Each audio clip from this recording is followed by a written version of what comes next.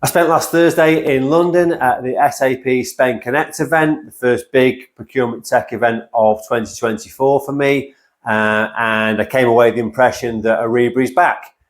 So I'm going to explain to you what I mean by that, and I'll also talk to you about some of the presentation content that I found interesting in the overall event as well. So Ariba's back. What do I mean by that? Well, for me, Ariba was my biggest customer from 2015 right up until the pandemic. I used to go to all their events. The last one I went to was the Ariba Live event in Barcelona in 2019. And at that time, I felt Ariba had a very, very strong message to the marketplace. But if I'm honest with you, I think that's been lacking a little bit in the last couple of years. And it's interesting to see that they're now coming back to the market with a much stronger message. And I believe that's because the product really looks the part. So we had a presentation in the morning from the Chief Product Officer, Salvatore Lombardo, and he showed what I thought was like a very, very slick user interface. You've got the SAP Spend Control Tower, you've got category management, you've got the guided sourcing capability, Ariba Buying, Supplier 360, use of Gen AI with things like Scope 3 data. It really looked the part, and for procurement professionals with a degree of digital literacy, it looked like it could be a very, very effective tool very quickly, but it has sufficient depth in it for those that want to develop the technological proficiency in the key areas to really get an awful lot out of the platform, particularly when you think about some of the integrations available. So Salva had a very strong story to tell, and it's no surprise to me that now they're coming back to that market, the market with a strong message because of that. This is the first of 4 events they're doing around Europe. So you've got London, Amsterdam, Paris and Copenhagen later on this year. They've also got the big event in October in Vegas, which I must admit has got my attention now. Nothing to do with the golf courses in Vegas and absolutely nothing to do with casinos, I promise you. But that looks like a really interesting event to attend now. But yeah, a very, very strong message. And I think that's the key takeaway. But what about the wider event? Well, it got off to a really fast-paced start. So Ellie Lamy, who leads sales in the UK for Ariba, she gave a very quick welcome and intro. They were straight into a conversation between Mo Ahmad and Matt Hardy from RWS, the translation business. They've been using AI for several years now, and he gave his insights into their AI journey and how they're now using Gen AI. So it was really good to get a meaningful use case.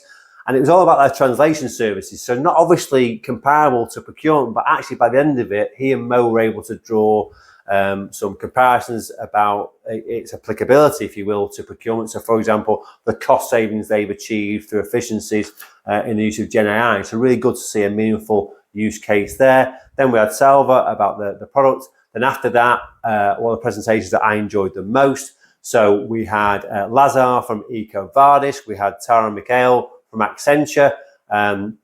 She's on the sustainable sourcing lead, and they discussed the findings from Ecovadis' latest report, which was fascinating actually. The depth of it was really impressive. Wide range of subjects covered, talking about where different organizations are on their sustainable procurement journey.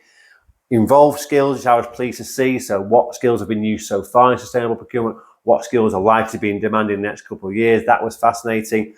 I thought it was a really insightful piece of research. I would really try and get your hands on that if you've not seen it previously and that's an area of relevance to you.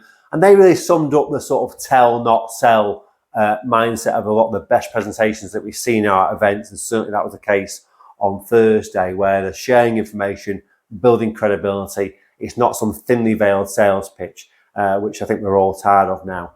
So that was really good. And then after a very nice lunch, we had a panel discussion with Atosha Thurman.